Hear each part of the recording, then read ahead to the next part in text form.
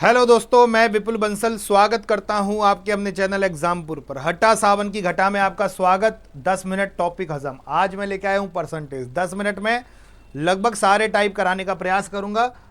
अब पहला क्वेश्चन देखिएगा, 60 का 15% क्या होगा। आपको पता ही है, जब परसेंटेज हटाते हैं तो नीचे 2 जीरो आ जाती हैं। इस परसेंटेज को हटाऊंगा, नीचे 2 जीरो आ जाएंगी। 1 जीरो से 1 जीरो, 2 तिया 6, 2 पंजे 10, 5 तिया 15। तो बाबा इसकी वैल्यू आ गई 9। सिंपल सा क्वेश्चन। दूसरा क्वेश्चन, किसी संख्या के 14% का मान 28 है तो उसी संख्या के 49% का मान क्या होगा। तो 14% का मान 28 है तो ये वैल्यू दुगना, तो उसी के 49% का मान क्या होगा। तो 49 का दुगना कर दूंगा 98, ये वैल्यू आ जाएगी 98, ये वैल्यू आ जाएगी 98। किसी संख्या के 11% का मान 33 है, किसी संख्या के 11% का मान 33 है, उसी संख्या के 21% का मान क्या होगा।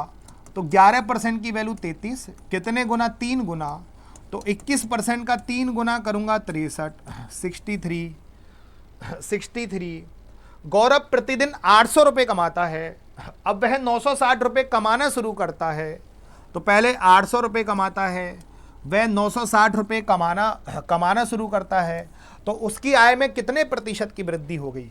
तो पहले 800 रुपये कमाता था, अब 960 रुपये कमा रहा है, तो 160 की वृद्धि हो गई। किस पर, 800 पर, और गुणा 100।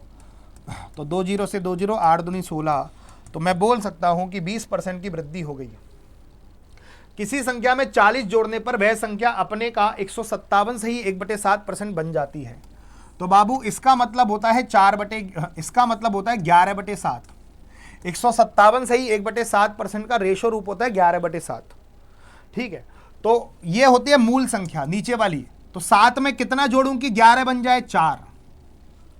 7 में कितना जोड़ूं कि 11 बन जाए, 4। 7 में कितना जोड़ूं कि 11 बन जाए, 4। और यहां कितना जोड़ा गया, 40 जोड़ा गया। तो 4 की वैल्यू 40 कितने गुना, 10 गुना। तो 7 का 10 गुना कितना हो गया, 70 हो गया। 7 का 10 गुना कितना हो गया, 70 हो गया। चलिए, यदि किसी संख्या के भिन्न के अंश को 30% बढ़ाया जाए और हर को 20% घटाया जाए, कोई भी भिन्न x और y की फॉर्म में होती है, x/y। ऊपर वाला होता है अंश, नीचे वाला होता है हर। अंश को 20% 30% बढ़ाऊंगा तो अंश हो गया 130%। हर को मैं 20% घटाऊंगा तो हर हो गया 80%। और जो परिणाम में प्राप्त हो रहा है वो 26/24 प्राप्त हो रहा है। तो मूल भिन्न क्या है, तो मूल भिन्न पूछा है। 0 से 0 खत्म, 13 दूनी 26, 8 तिया 24। तो मूल भिन्न जो हो गया वो 2/3 हो गया। तो जो मूल भिन्न हो गया वो 2/3। P प्लस क्यू का 20% P माइनस क्यू के 50% के बराबर। अगर P और Q का रेशो पूछ ले, इसमें एक एवरग्रीन तरीका बता रहा हूं, कभी भी ये क्वेश्चन आ जाए और P और Q का रेशो पूछ ले तो एक बार जोड़ दो, 50 और 20 70। एक बार घटा दो, 50 में से 20 गया 30। क्या रेशो आया, 7:3 आया। 7:3 आया। 7:3, 7:3। प्याज के मूल्य में 10% की वृद्धि से एक महिला 400 रुपए में 2 केजी प्याज कम खरीद पाती है। प्याज का बढ़ा हुआ मूल्य क्या है। जब मूल्य 10% बढ़ गया तो अगर मैं 400 का 10% निकालूंगा, कितने रुपए बढ़ गया एक्चुअली। 400 का 10% निकालो, 400 का 10% निकालो, तो 400 का 10% निकालूंगा तो 40। तो 40 रुपए अब उसे ज्यादा देने पड़ेंगे। तो उसने 40 रुपए ज्यादा नहीं दिए, 2 केजी प्याज कम ले लिए। 40 रुपए, या तो 40 रुपए ज्यादा लो या 2 केजी कम ले लो, या तो 40 रुपए ज्यादा दो या 2 केजी कम ले लो। तो बस अगर मैं 40 में 2 का भाग दे दूंगा तो ये प्याज का मूल्य आ जाएगा बढ़ा हुआ 20 रुपए पर केजी। 20 रुपए पर केजी। तो वही पूछा है, प्याज का बढ़ा हुआ मूल्य क्या होगा। सिंपल सी बात है, 400 का 10% निकाल के 2 का भाग। सिंपल सा कंसेप्ट है इसमें, और कुछ नहीं है। प्याज के मूल्य में 12% की वृद्धि से 500 रुपए में 10 केजी कम खरीद पाता है। तो बाबू 500 का 12% निकालो, 500 का 12% निकालो, 500 का 12% निकालो। 12 पंजे 60%, से 2 जीरो खत्म, 60। या तो 60 रुपए ज्यादा दो या 10 केजी कम ले लो। तो 60 रुपए की वैल्यू 10 केजी प्याज, तो 1 केजी आएगा 6 रुपए का। 6 रुपए पर केजी आ गई कीमत। तो चावल वो प्याज का बढ़ा हुआ कीमत आ गया 6 रुपए पर केजी। किसी शहर की जनसंख्या प्रतिवर्ष 16 से ही 2/3% कम होती है तो बाबू इसका मतलब होता है 1/6, तो 6 पर 1 कम हो रही है तो 5/6 हो रही है, तो 6 थी 1 कम हो रही है हर साल, कमी, तो 6 थी 1 कम हो रही है, 5/6 हो रही है हर साल। यदि प्रारंभ में जनसंख्या 21,600 थी, यदि प्रारंभ में जनसंख्या 21,600 थी, तो 3 साल बाद शहर की जनसंख्या क्या होगी? प्रारंभ में कितनी थी? नंबर लाइन पे फोड़ना है, नंबर लाइन पे फोड़ना है। प्रारंभ में कितनी थी? 21,600। प्रारंभ में कितनी थी? 21,600। और 3 साल बाद क्या होगी? 3 साल बाद क्या होगी? तो हमेशा 6 में 1 की कमी, 6 में 1 की कमी हो रही है, तो क्या हो रही है? 5/6, 5/6, 5/6, 6 इंटू 6 इंटू 6, 216, 216 से 216 खत्म, 100 बार, 5 इंटू 5 इंटू 25, 125, 125 का 100 से गुणा करूंगा, 12,500। तो शहर की जनसंख्या हो गई 12,500। तो नंबर लाइन पे करना ऐसे क्वेश्चंस को, नंबर लाइन पे करना। एक शिष्य ने एक अंक को 5/4 के बजाय 4/5 से गुणा कर दिया, 5/4 के बजाय 4/5 से गुणा कर दिया। कोई भी अंक था x, तो x लिखा मत करो, कट जाएगा अनुपात में। तो कोई भी एक अंक 5/4 को गुणा करना था, लेकिन उसने 4/5 से गुणा कर दिया। क्रॉस मल्टीप्लाई करेंगे, 5 25, 4 चौक 16, तो वो 25 था, कितना हो गया? 16 हो गया। वो वैल्यू 25 थी, कितनी हो गई? 16। अब पूछा त्रुटि प्रतिशत कितना होगा? त्रुटि का मतलब होता है अंतर, अंतर प्रतिशत कितना होगा? त्रुटि प्रतिशत कितना होगा? अंतर प्रतिशत कितना होगा? तो मैं बोलूंगा कि 9 की त्रुटि हो गई 25 पर, 9 की त्रुटि हो गई 25 पर, 9 की त्रुटि हो गई 25 पर और गुणा 100। तो मैं बोल सकता हूं कि 36% की त्रुटि हो गई, 36% की त्रुटि हो गई, 36% की त्रुटि हो गई। ये बात क्लियर है? ए की आय बी की आय से 20% अधिक है, ए की आय बी की आय से 20% अधिक है, ए की आय बी की आय से 20% अधिक है, ए की आय बी की आय से 20% अधिक है, तो ए की आय बी की आय से 20% अधिक है 120।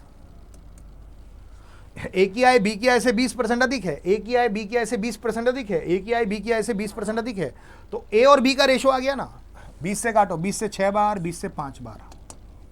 ए की आय बी की आय से 20% अधिक, ए की आय बी की आय से 20% अधिक, 120 100, 120 100, 20 से कट गया।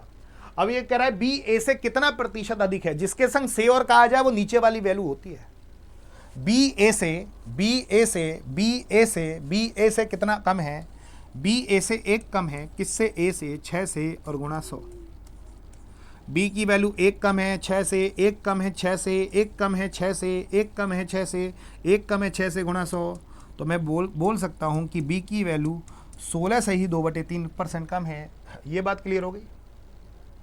नंबर लाइन पे उधेड़ो, 4800 का 25% का 15% का 10-10%।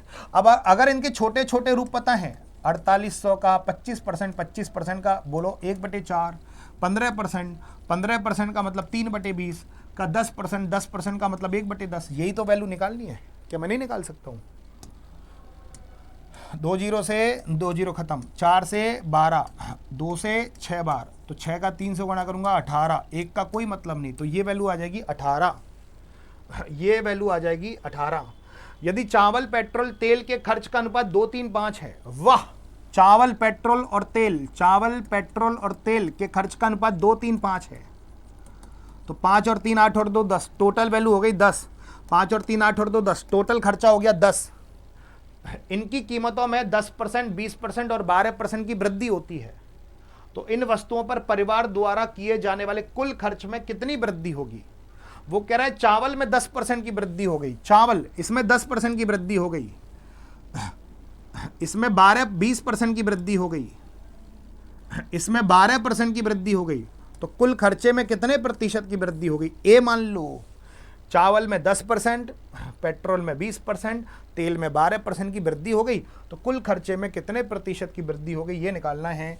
गुणा करो 10 ए, 10 दूनी 20, 20 दिया 60, 15 12 पंजे 60, 60 और 60 120 और 20 कितना हो गया? 140, 0 से 0, ए की वैल्यू आ गई 14, तो कुल खर्चे में 14% की क्या हो गई? वृद्धि हो गई। कुल खर्चे में 14% की वृद्धि हो गई। पूरी क्लास, एक स्कूल में बॉयज और गर्ल्स का रेशो है 5 और 2, बॉयज और गर्ल्स का रेशियो कितना है बाबू? 5 और 2, टोटल वैल्यू हो गई 7, 5 और 2 7। 87% लड़के और 80% लड़कियां उत्तीर्ण हुई। उत्तीर्ण का मतलब होता है पास होना। तो कितने प्रतिशत विद्यार्थी वार्षिक परीक्षा में अनुत्तीर्ण होने वाले विद्यार्थियों का प्रतिशत? तो कितने प्रतिशत विद्यार्थी फेल हुए? अनुत्तीर्ण। तो कितने प्रतिशत विद्यार्थी फेल हुए? तो यहां पर भी बॉयज का फेल लिखना, गर्ल्स का फेल लिखना, तभी टोटल फेल आएगा। बॉयज का फेल, गर्ल्स का फेल, टोटल फेल लिखना। बॉयज का फेल, गर्ल्स का फेल, टोटल फेल लिखना। अब ये बताओ 87% लड़के पास हो गए तो 13% फेल हो गए होंगे। 80% लड़कियां पास हो गई तो 20% फेल हो गई होंगी। तो टोटल कितना परसेंट फेल हुए? अभी इस मेथड से फोड़ा हमने ये क्वेश्चन। 13 पंजे 65, 20 दूनी 40, 65 और 40 105, 15 सत्ते 105, तो एक ही वैल्यू आ गई 15। तो टोटल 15% विद्यार्थी फेल हो गए। तो हम बोल सकते हैं कि टोटल 15% विद्यार्थी फेल हो गए। 2 उम्मीदवारों ने चुनाव लड़ा, एक को वैध मतों का 52% मिला। 100% उम्मीदवार थे। 2 चीजें होती हैं, अवैध और वैध।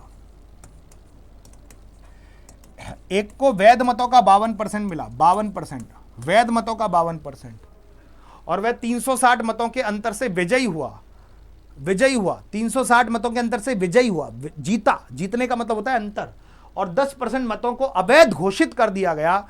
10% मतों को अवैध घोषित कर दिया गया। 100 में से अवैध कितने थे? 10%। 90 कितने थे? वैध। अब बताओ 100 में से 10 अवैध होंगे तो 90 वैध होंगे, है ना? 10% तो अवैध हैं तो 90 वैध हैं। तो ये बताओ जीतने वाले को इसका 52%, कोई भी वैल्यू अपने आप में 100% होती है, ये भी अपने आप में 100% है। जीतने वाले को इसका 52% मिला, इसका 52%, जीतने वाले को इसका 52%, इसका 52%, तो हारने वाला 48% ले जाएगा ना, क्योंकि कोई भी वैल्यू अपने आप में 100% होती है। जीतने वाला इसका 52%, हारने वाला 48%। हमें अंतर से मतलब है, इनका अंतर कितना होगा? 4% होगा कि नहीं होगा? ये 52% ले गया, ये 48% ले गया, तो अंतर कितना है? 4%। तो 90 का 4% निकालूं, अगर 90 का 4% निकालूं, 9 चौक 36, 3.6 आएगा। 90 का 4% निकालूं 3.6 आएगा।